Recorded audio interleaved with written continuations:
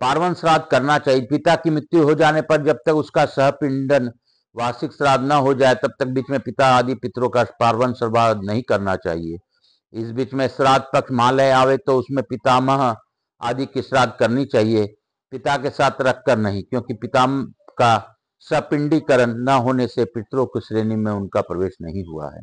बोलो शंकर भगवान की जय। हम लोग आज की कथा की ओर बढ़ेंगे। भृत्यक कहते हैं पितृ पिंडों के साथ प्रेत के पिंड का मेलन करने से प्रेत को सपिंडी पितरों के साथ बैठाकर पिंड ग्रहण कर का अधिकारी बनाया जाता है। इस कारण जब तक सपिंडता नहीं होती तब तक उसके प्रेत भाव की निवृत्ति भी नहीं होती। इसलिए मुनियों ने सपिंडीकरण श्राद्ध का आवश्यक बताया है। जीव अन्यत्र जाकर जिस जिस योनि में जन्म लेता है वहीं रहकर अपने पूर्व वंशजों द्वारा दी हुई प्रत्येक वस्तु अपने वर्तमान शरीर के अनुकूल पदार्थ के रूप में प्राप्त करता है। अनर्थ ने पूछा, जिस मनुष्य के यहाँ कोई मृत पुत्र नहीं है उसका सपिंडीकरण कैसे करना चाहिए? भृत्यक ने कहा, जिसका यहाँ कोई औरस पुत्र नहीं है वह चारों पितरों में से चौथा कैसे हो सकता है? वह दूसरा द्वारा खींचतान में पड़कर इधर उधर ले जाया जाता है, इसलिए प्रेत कहलाता है। पुत्र, भाई अथवा उसकी पत्नी को ही उसका सपिंडीकरण श्राद्ध करना चाहिए, अन्यथा वह किसी तरह पितरों से मिलकर चतुर्थ स्थान नहीं प्राप्त करता। मनुष्य पुरुष कर्मलोप की अपेक्षा क्षेत्रज आदि 11 प्रकार के पुत्रों को पुत्र का प्रतिनिधि बताते हैं, अतः उन्हीं के द्वारा क्रिया करानी चाहिए।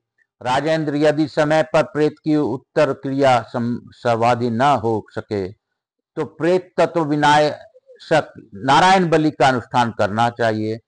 जैसे अपमृत्यु को प्राप्त हुए अथवा आत्मघात करने वाले मनुष्यों के लिए ब्राह्मण द्वारा नारायण बलि का अनुष्ठान कराना आवश्यक होता है, उसी प्रकार उसका भी करना चाहिए। अनर्थ ने पूछा, महामते, मनुष्य यहाँ कैसे मृत्यु को प्राप्त होता है? किस कर्म से वह स्वर्ग या नरक में जाता है अथवा महाभाग कैसे उसकी मुक्ति होती है?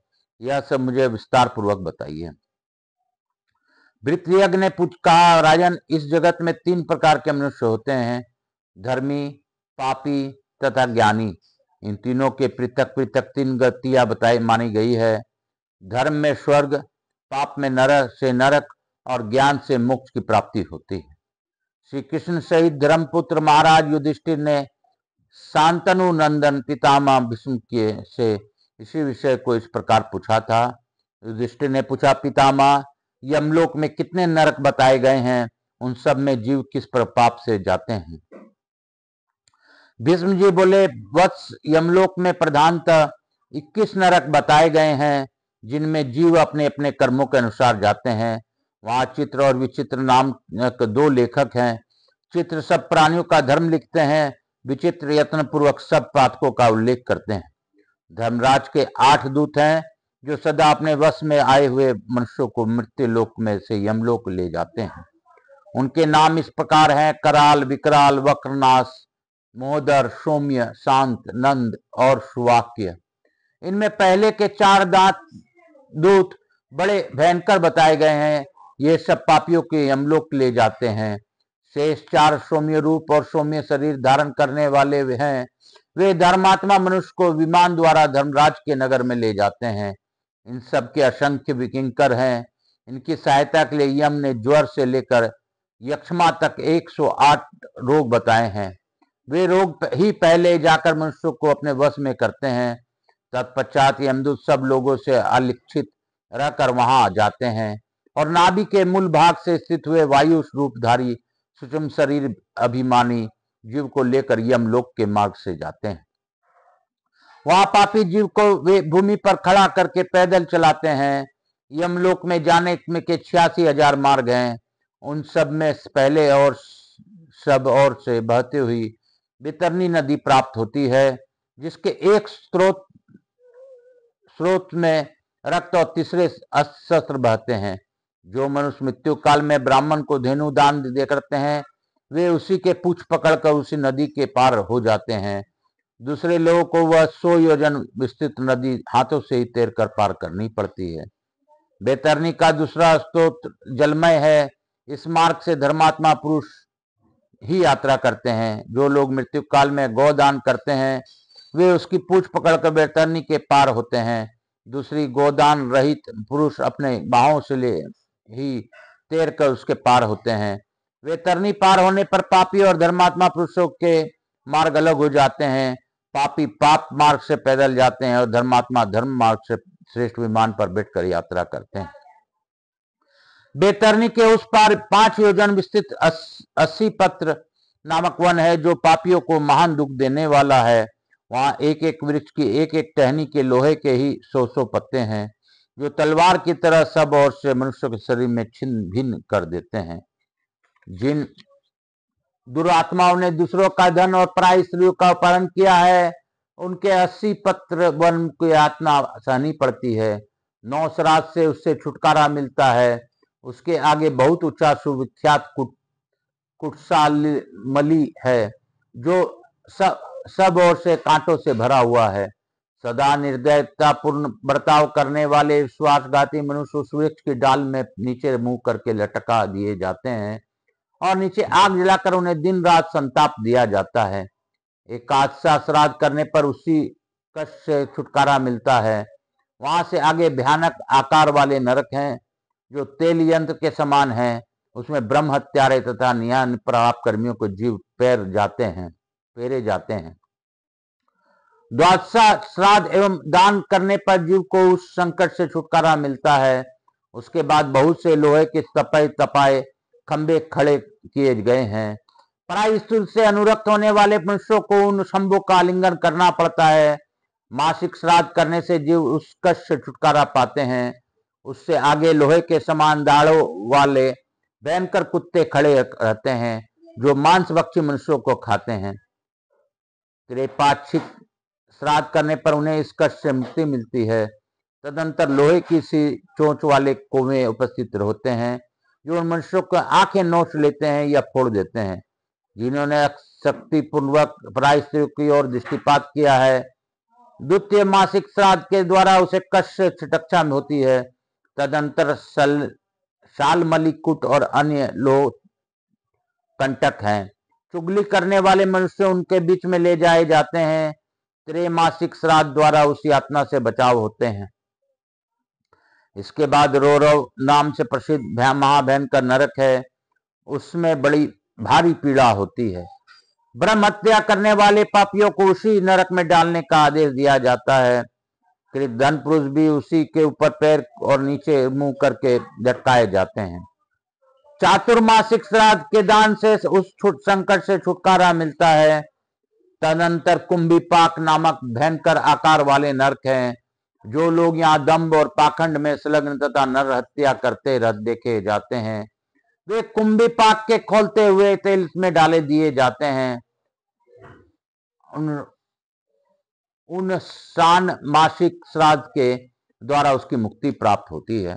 विश्वासघाती मानव रौद्र नरक में गिरते हैं और शान मासिक श्राद्ध के दान द्वारा उस संकट से छुटकारा पाते हैं।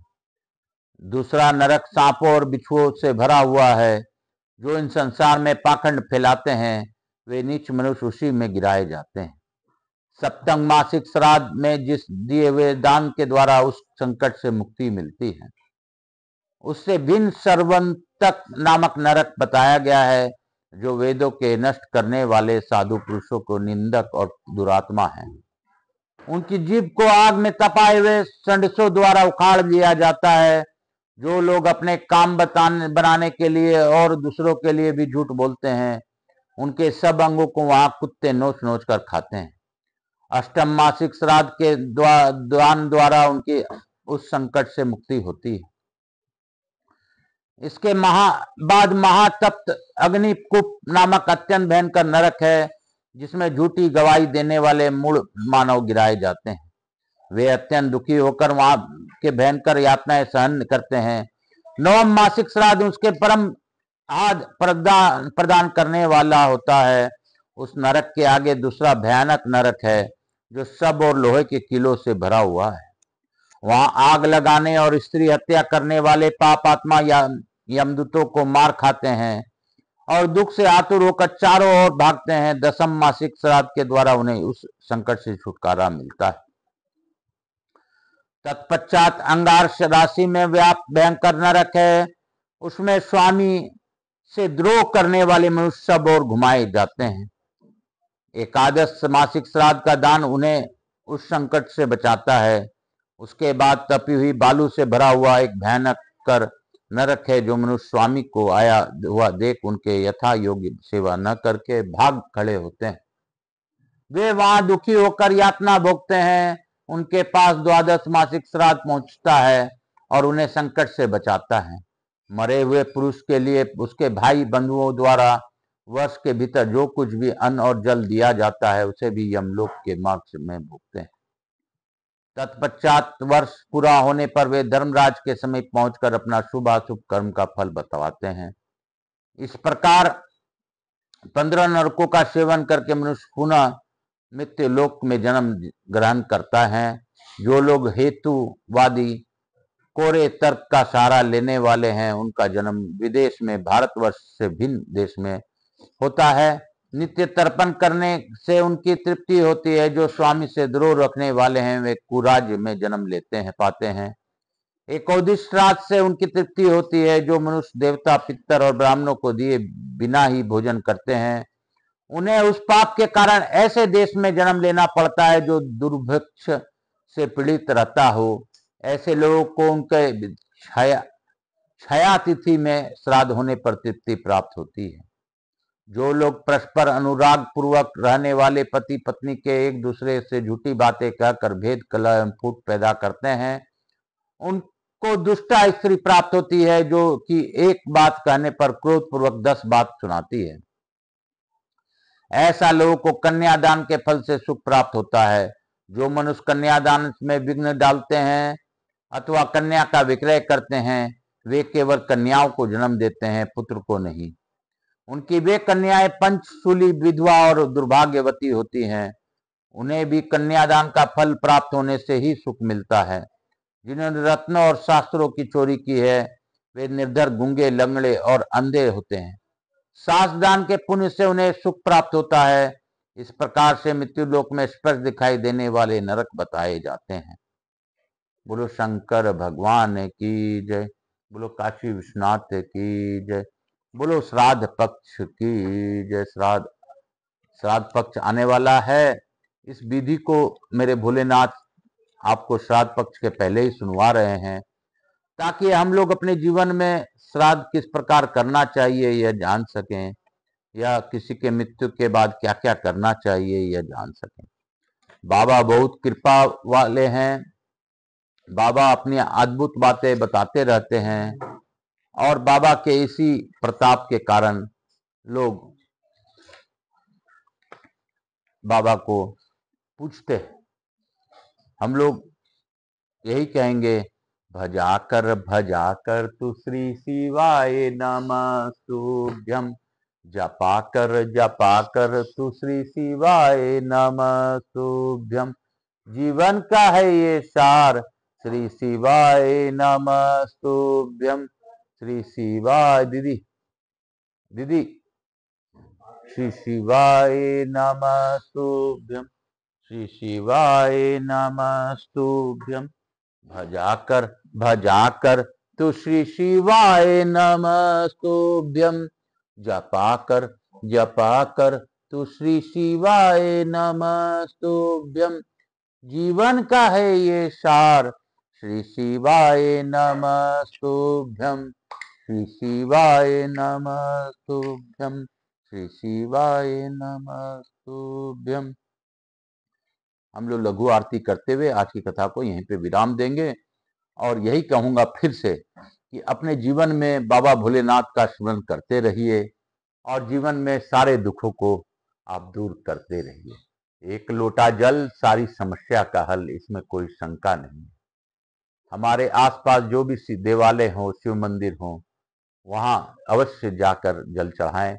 ना हो तो घर के शिवलिंग में ही चढ़ाएं, लेकिन चढ़ाएं। बोल बम का नारा है, बाबा एक सहारा है। हर हर महादेव।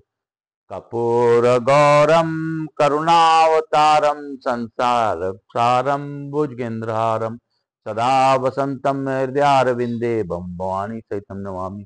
श्री राम जय राम जय जय राम, श्री राम जय राम जय जय राम, श्री राम जय राम जय जय राम, श्री राम जय राम जय जय राम, श्री राम जय राम जय जय राम। मेरे भोलेनाथ की जय, राधा रानी सरकार की जय, महाकाल राजा की जय, लड्डू गोपाल की जय, राधा कृष्ण की जय, समस्त देवी देवताओं की जय, यहाँ के स्थान देवता वास्तु देवता समस्त देवी देवताओं की जय, मातृ देवी व पितृदेव व सब पितृ देवताभ्याम नमो नमः, नमो नमः।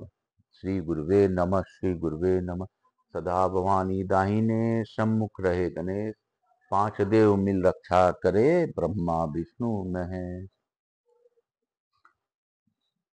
मैं फिर से यही कहूंगा कि अपने जीवन में जितना हो नाम स्मरण, जो भी कर मिले समय बाबा का नाम लेते रहिए, या जिस भी ईश्वर से आपको प्रेम है उनका नाम स्मरण करते रहिए, क्योंकि सत्य यही है कि सभी रूपों में मेरे भोलेनाथ ही हैं।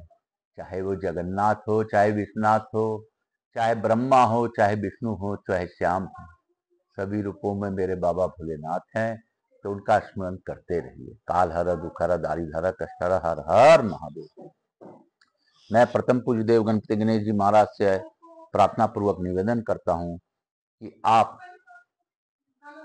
रिद्धि सिद्धि शुभ लाभ कुबेर जी महाराज, लक्ष्मी जी महारानी और अमोद प्रमोद के साथ हमारे यहाँ चिरकाल तक निवास कर अखंड कृपा बनाए रखें तथा सभी लोगों को आशीर्वाद प्रदान करें। मैं अवाइक समझ देवी देवताओं को धन्यवाद देता हूं कि आपने इस भावपूर्वक कथा का श्रवण किया। आप भावपूर्वक इस कथा का श्रवण का लाभ सभी को दीजिए और फिर पुनः अपने स्थान को गमन कीजिए, पुनः बुलाने पर पधार का आशीर्वाद दीजिए। मैं अपने भोलेनाथ मैया पार्वती से यही प्रार्थना करता हूं कि बाबा विश्व का कल्याण कीजिए। जो आपको भावपूर्वक इस कथा का श्रवण करते हुए कार्य करे, उनके कष्टों में उनका साथ दीजिए। जो इस कथा का सब्सक्राइबर बनते हुए बने, उनके दुखों में हमेशा उनका साथ दीजिए। काल हर दुख हर दारिद हर कष्ट हर, हर हर महादेव। शंभु शंभु बोल बम का नारा है, बाबा एक सारा। हर हर महादेव, हर हर महादेव, महादेव महादेव।